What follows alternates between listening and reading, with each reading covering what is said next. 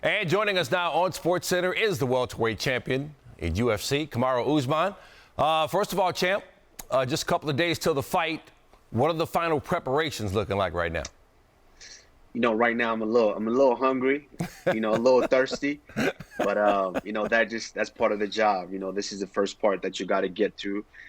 This is the big battle before the actual battle. So, final preparations are done. Now it's just about getting this weight off and making the scales tomorrow.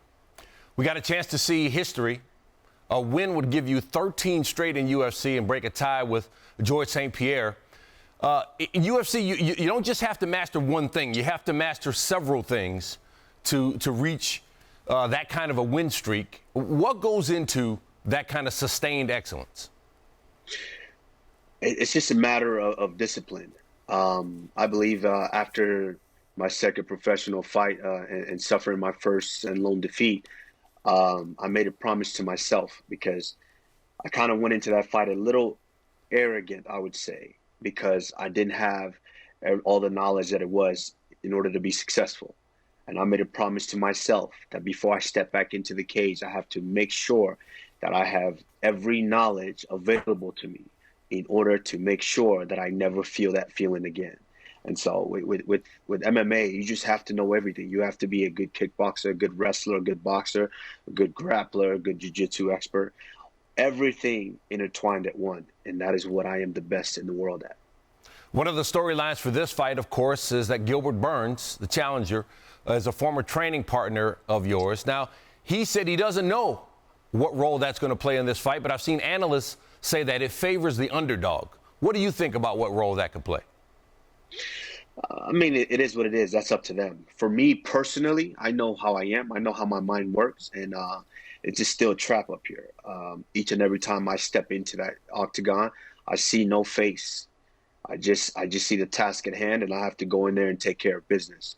Now, for him, if that plays a part for him in order of knowing, how hard I can push and not get taken out, and that's up to him. But for me, it's still a trap up here. It doesn't make any difference. Mm-hmm. So he says there's no animosity between the two of you, that this is, as you said, just business.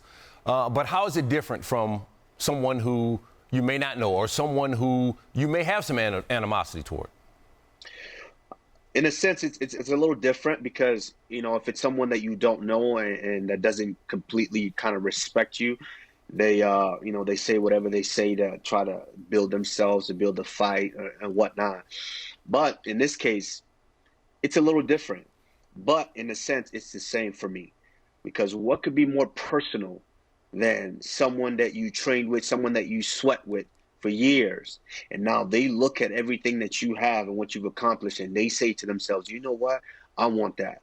I'm going to go take that from him. What could be more personal than that? So, which is why in my career, I've never seen a face. Each and every time we get in there is business as usual, and that's what it's going to be on Saturday night. And that business-like approach really comes from your demeanor, it seems like. You're not a bragger or a boaster or a guy who seeks the spotlight really outside of your craft. So where does the fire come from for you?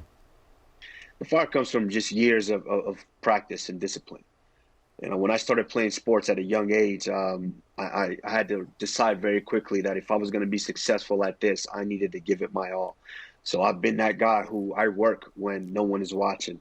I work when I'm by myself, and I try to make sure that I do the right things in order to be successful. And that has led me to this point. And so I don't need to brag or boast about certain things that I may or may not be able to do. I only tell you what I can do, and I go in there and I do it each and every time. Dana White says when it's all said and done, we could be talking about you as the greatest of all time in mixed martial arts. When you hear that, what goes through your mind? It lets me know that the work that I've been putting in for years is actually, coming to fruition. People are actually starting to see it, especially who has a more front row seat than your boss.